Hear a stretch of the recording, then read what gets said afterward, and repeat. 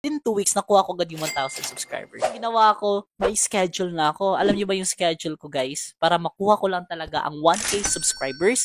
Everyone, I am Glamour Pacanya Marinillo, 19 years old, young entrepreneur. I am the CEO of GDMC or the Digital Marketing Company. Ako lang naman po ang nakapag-monetize ng over 300,000 YouTubers worldwide, local and international client. And this is my humble beginning. Nagsimula akong mangarap noong 16 years old pa lang po ako, guys. 19 years old na ako ngayon, so it's 3 years ago. To cut the long story short, nag-audition po ako sa mga malalaking network dito po sa Pilipinas. Yung ABS-CBN, tsaka yung GMA. Nag-audition po ako sa Pinoy Big Brother, sa Tawag ng Tanghalan, The Clash, GMA Artist Center. Yung pangarap ko talaga noon is maging artista talaga. Gusto ko talaga makita ako sa TV, gusto kong kumanta, gusto kong magpatawa, gusto kong mag-entertain. Lahat ng mga pinag-auditionan ko, guys, nag-close po yun lahat. Walang kahit isa sa kanila na pinag-auditionan ko na natanggap ako. And I don't know why. Kasi isa lang naman akong bata noon na nangangarap maging artista para maalis kami sa kahirapan. Kasi yung mindset ko noon na, ay, artista, malaking ganito, malaking sahod, ganyan. Ito na yung magbabago sa buhay ko, ganyan. Sa buhay ng pamilya ko. Naalala ko nga, guys, sa tuwing nag-audition ako, guys, wala akong pera. Sa kagustuhan ko lang talaga na makapag-audition, naglalakad ako papunta sa mga place kung saan po yung audition. Kasi, bigyan ko lang kayo ng background story ko po, guys. Yung mama tsaka yung papa ko po is nagtitinda lang po sila noon, kalsada. And yeah, na-experience ko yun. Kasama po ako nila sa pagtitinda. So, way back 2019, nagsimula ang pandemic, November yata yon. And November din, guys, nagsimula ang aking pangarap dito po sa YouTube. Ang pagputok sa pandemic, lahat na sa social media na. Lahat na Facebook, lahat naging vlogger. Sa lahat na yon, isa ako doon. Pumasok ako sa industriya ng pagiging vlogger. Nagba-vlog ako, gumagawa ako ng mga content, sumuka ng dugo, prank, naalala pa ako ng mga best friend ko, sila ngayong prank ko noon. And then, after 3 months kong sa pagba-vlog, paggagawa ng content, nakagain lang ako ng 7 subscribers. Yung 7 subscribers na yun, yung 3 subscribers doon, account ko yun lahat. Yung 4 na subscribers naman, yun yung mga pinapasubscribe ko. Isa sa classmates ko, account ng mga auntie ko. Sakay ko sa jeep galing sa school or sa motor, magsasabi ako na, uy, pasubscribe ako, ito yung channel ko, ganyan-ganyan, isa-search ko. And I feel tired, napagod ako. I decided na tumigil sa pag-YouTube. After ilang months, pinangako ko na yun sa sarili ko na hindi na talaga ako mag-audition pa. Maybe God's plan. Merong pinaka-last latest audition ko. Pinakanta ko, pinasayaw ako. Yung September 15 birthday ko yun, isiningit ko talaga sa birthday ko kasi gusto ko talaga na mag-audition. Ay sabi ng director, si Derek Lauren, sabi niya na mag-post daw or mag-create ng video tapos sasagutin ang tanong kung bakit daw karapat-dapat mapasok sa Pinoy Big Brother house.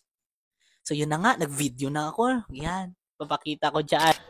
Hi po kuya, ako po si Glamour Pacanya Marinillo, nakatira sa Cebu City, 16 years old. Tapos pinost ko sa YouTube. Nung pinost ko sa YouTube, guys, is na-shock ako. Sabi ko, shit, ang dami nag-comments. Parang na-feel ko yung supports. But suddenly, ang nangyari, na-close pa rin yung door. Tumigil na talaga ako sa pag-audition. Like, totally, ayaw ko na mag-audition pa. Sabi ko, sige na nga lang, mag-focus na nga lang ako sa pag-YouTube ulit. And then, meron akong isang nakitang naglalayo. Pumasok ko sa live niya. Chat ako, sabi ko, hello po, pa-shout out, ganon. Tapos sabi niya, oy, Glenmar Marinillo, ayan, pakasan mo yan lahat. Yung mga nilalapag ko para mabalikan kanila. Tapos, ginawa ko siya. Hanggang parang na-addict ako noon kasi shit, nakakuha ako ng subscribers. Nakakuha ako ng views. May mga nagko-comments. Tuwang-tuwa ako. Kaya yung ginawa ko, may schedule na ako. Alam niyo ba yung schedule ko, guys? Para makuha ko lang talaga ang 1K subscribers. Pagising ko sa umaga, magluluto po ako ng paninda ng papa ko tsaka yung mama ko. Habang nagluluto po talaga ako, guys, is nagjo-join ako ng live stream. Tapos yung papa ko talaga guys, ayaw na ayaw niya talaga ang pag-YouTube. Yeah, kasi sabi niya, unahin mo yung pag-aaral mo, baka masira yung mata mo. Though, naintindihan ko siya, but hindi din ako nag-regret kung bakit nilabanan ko yung pangarap ko. And yun, si mama lang yung nakasupport sa akin noon. Sabi ni mama, sige, go ka lang dyan. Sige, go, go, go. Nangungutan kami ng load. Go ka lang, patuloy mo lang yan. Tapos hindi kami naglo-look up. Nakikita kami, whatever. So, wala kaming iniisip na ganun. Basta yung sa akin lang is gusto kong may mga subscribers ako, may mga manood sa akin. So, yun. Naalala ko pa nga, guys, yung trentang empanada. I know na hindi to alam ni Papa, pero pag napanood to ni Papa, Diyos ko, alam mo ba nung nagluluto ako sa empanada mo, yung isang mga 30 yata yung empanada, nasunog kasi focus ako sa pagbabakas or pagko-comment kasi gusto ko talaga makapag-subscribers. Focus ako sa sinasalihan kong live stream, yung pangal program. Diyos ko, nasunog yung buong ang ginawa ko, guys. I'm so sorry, pero tinapon ko kasi ayaw ko mapagalitan. Kasi feel ko pag napagalitan ako nun, baka nabasag na yung cellphone ko, baka ano nang nangyari sa akin. So, yun, tinapon ko at hindi alam talaga ni Papa. And now, alam mo na pa, kaya pa sorry. So, naglilinis ako sa bahay, nag-a-attend ako ng live stream kasi gusto ko talaga makakuha ng 1,000 subscribers. Kasi yun yung requirement ni YouTube para monetize ka, para magka-ads ka. Tapos yun, naglilinis ako. Yung signal ng phone ko, dun lang sa kusina namin. Walang signal sa sala, walang signal sa kwarto kasi nga naka-data lang ako noon. Like load lang talaga ako noon. So yung ginagawa ko, guys, nilalagay ko yung phone ko dyan sa dingding. Tapos, palakasan ko yung volume. Tapos, pupunta ako sa sala or sa kwarto. Maglilinis ako ng mabilis. Tapos, pag narinig ko pangalan ko, balik na naman ako. Tapos, magta-type na naman ako. Tapos, balik na naman sa paglilinis. Kasi, yung isip ko kasi noon, kailangan kong matapos ang responsibility ko dito sa bahay na napagsasabay ko ang pangarap ko din. So, yun. Pinagpatuloy ko. Tapos, nagugustuhan ko na mag-vlog, everything. Tapos, after nun, yun yung rotation ko hanggang 1 to 6. Tapos, 6 to 10. Yung 6 to 10, habang kumakain kami, guys, nag-a-attend pa rin ako. Tapos, galit na yan si Papa sa akin kasi, Diyos ka naman, habang kumakain, nagkaganito, ganyan, ganyan. Respeto sa grasya, ganyan. Tapos ako naman, sa katigasan ng ulo ko, gusto ko talagang maabot yung pangarap ko na maka 1K subscribers. Ang ginawa ko, ano pa rin ako, go pa rin ako. Tapos, pagtulog namin, alas 10, tapos sasalin naman ako alas 10 hanggang alas 2 ng madaling araw. Ang 10 to 2 a.m., kasabwat ko na yan si Charm. Sabi ko, Charm, tabunan mo ako dito, Charm, ha? Kasi baka makita ako ni Papa Charm na nagtawag nito, nagjo-join pa ako ng live stream para makakuha ng subscribers. Sabi ko, tapos tinatago ko talaga yung ko, tapos yung light sa cellphone, ginaganyan ko sa mukha ko. Yeah, super dikit. Tapos yung volume apakahina. Kasi baka pag narinig ni Papa, galit talaga. Oo, patay talaga ako. So yun, nakayanan ko, nakaka-proud kasi nakayanan ko, grabe yung higpit no ni Father. Tapos nakayanan ko, within 2 weeks, nakuha ko agad yung 1,000 subscribers. Tapos sabi ko, gusto ko na maging promoter. Bagaya ng inatinan ko yung admin namin, sabi ko. Tapos, ayun na nga, nag-apply ako bilang promoter. Tapos, sabi ko na, ito na yung time na ibabalik ko naman yung tulong sa mga small content creator. Gusto ko na ako na naman yung tutulong sa mga small content creator. Ayun. Yun na nga, doon na nagsimula ang aking journey sa pagiging YouTube promoter. Tinuloy-tuloy ko yon, tapos nagulat na ako kasi kumikita na ako ng 10,000 pesos, 20,000 pesos, 30,000 pesos. Yung pinakamalaki talaga 30 lang Tapos hirap na hirap pa ako nun sa 30,000 pesos. Tapos minsan lang din ako nakakuha, basta yung sobrang saya ko na sa 10,000 sa isang buwan, 20,000 sa isang buwan. Sobrang saya-saya ko na kasi sobrang laking pera na talaga yan. Tapos hanggang dumating yung time, mga months hanggang naging years na ako sa promoter. Ako kasi yung tao, guys, na hindi ako nakokontento lalo't alam ko na kaya ko yung bagay na yan. Sabi ko, sige, mag-upgrade ako bilang isang YouTube manager. So, doon na nagsimula na magmamanage na ako ng mga YouTube channel. Marami na mga nagpapatulong sa akin na ipamanage ang kanilang YouTube channel, mamonetize, pagandahin sa Google AdSense. Tapos, para magsahod na din sila, everything. So, yun yung ginawa ko. Tapos, I really love my work. I really love my job. Gustong-gusto ko yung mga ginagawa ko.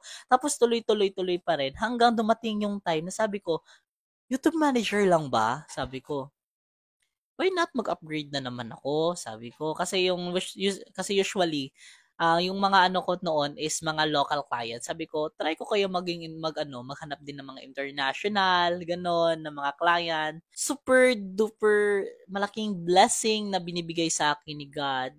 YouTube manager lang ba? Tapos, why not try ko na din yung pagiging SEO specialist, graphic designer, social media marketer, social media manager, video editor. Sabi ko, why not try ko?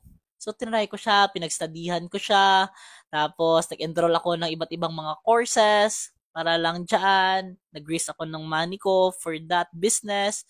Tapos, until yung time na ang dami ko ng knowledge, and sabi ko, ready na ako.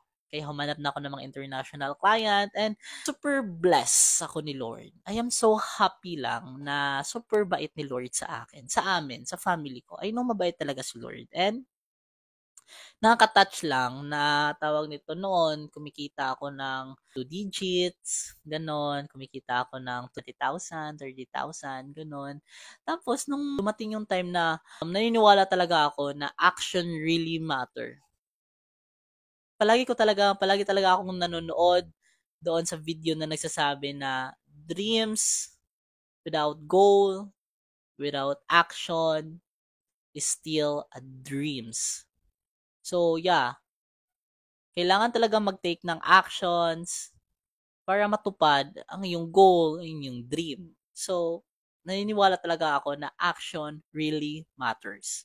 Super saya ko lang kasi ang babait ng mga client ko ngayon and ang bilis ng panahon. Ang bilis talaga ng panahon. 2023 na, patapos na, magto-2024 na. I am so happy sa na-achieve ko ngayong 2023. Noon, kami ni Mama, akala ko na yun na yung buhay namin. Akala ko noon na hanggang doon na lang kami. Kasi noon, sobrang hirap ng buhay. Oo, sobrang hirap. Patis, tubig, asin, kahit sabon. Nanguha pa kami sa kapitbahay namin para makapaghugas kami ng plato. Sobrang hirap talaga ng buhay noon. Yung 5 pesos na baon ko noon, naalala ko na I'm so grateful lang ngayon. Apakahirap talaga ng buhay namin noon. Like super, ultimo asin, hindi kami makakabili. Nakatry na din kami kumain ng panis para lang ano. And despite all of that, naging masipag pa rin ako sa pag-aaral. Hindi ko pa rin pinapabayaan yung pag-aaral ko. And yun, nag-graduate ako ng business management and nung elementary ako, honor student, nakapalo ako ng 99, nag-grade, 95, 98, 97. Kahit sobrang hirap ng buhay namin guys noon, hindi ko talaga naisip na i-give up yung pangarap ko. And nakaka-proud lang na yung mga naalala ko pa ngayon, nagtitinda kami ng mama ko noon. Kasi nagtitinda kami yung sa fast food, sa McDonald's, doon sa IT Park. Magtitinda kami. May mga lumalabas kasi ng mga call center doon. Tapos, yun. Yung mga call center, sila yung mga bibili sa amin. And then, habang nakasandal ako sa McDonald's, sabi ko ni Mama, Ma, ano kayang lasa niyan? Sabi ko, sagot lang ni Mama sa akin na, ewan ko din, hindi ko din alam yung lasa, pang mayaman kasi lang yan. Yung makakapasok lang yan, mayaman. So, yun yung parang naging mindset ko na yun mga ganyan is mayaman, ganyan. So, sabi ko sa sarili ko, gusto ko din maging mayaman kasi gusto ko makakain ng ganyan. I am so thankful to God lang na yung mga hindi ko nakakain noon, yung hindi namin nakakain noon, nakakaya ng bilhin.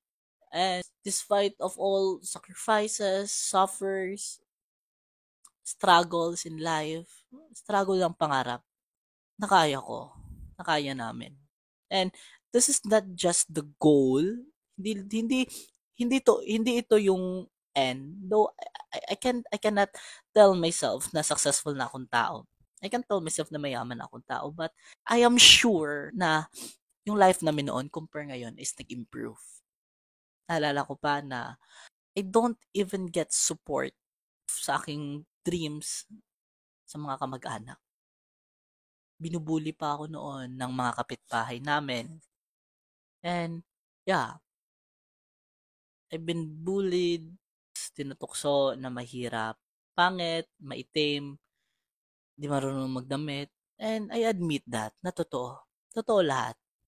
Totoo talaga lahat noon. Kasi, sobrang itim ko naman talaga noon. Makikita yun sa video ko. Sobrang payat ko, sobrang pangit ko. Like, hindi naman ako gwapo, no? Pero, yeah, I improve. Parang nakaka-proud lang sa sarili ko na balikan yung mga nangyari noon na parang wala kang masabi kundi thank you Lord. Thank you God. I always tell myself that this is not the end. This is only the beginning of the success of my life.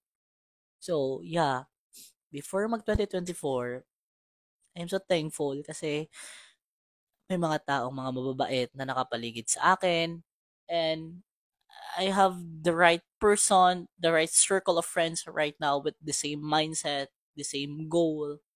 I just want to also to inspire you na wag tayong tumigil mangarap talaga. And pag nangarap din tayo, lakihan na natin. Lakihan na natin yung mga pangarap natin. And always tayo mag-pray ni God. Always tayo mag-ask ng help, ng guidance sa Kanya. Kasi siya lang talaga nakakaalam sa lahat ng journey sa life mo. Even ako, hindi ko na-imagine na yung batang Glenmar noon, yung 16 years old noon na Glenmar, na nangarap lang. So yun, always remember, dreams without goal and without action is still a dream. And now, I'm proudly to consider myself as the CEO of GDMC Digital Marketing Company. From zero to hero. From 0 digits, road to 7 digit a month na. And I am so happy for that. Alam ko na magtatanong kayo kung paano ko ginawa. Just message me in Facebook and let's talk about that. Let's talk about your success because I believe that your success is also my success. It's our both success. Samahan nyo ako sa aking journey next year, 2024, sa ating goals, at samahan natin ang action. Malayo na, pero malayo pa. Maraming salamat po. Thank you for watching.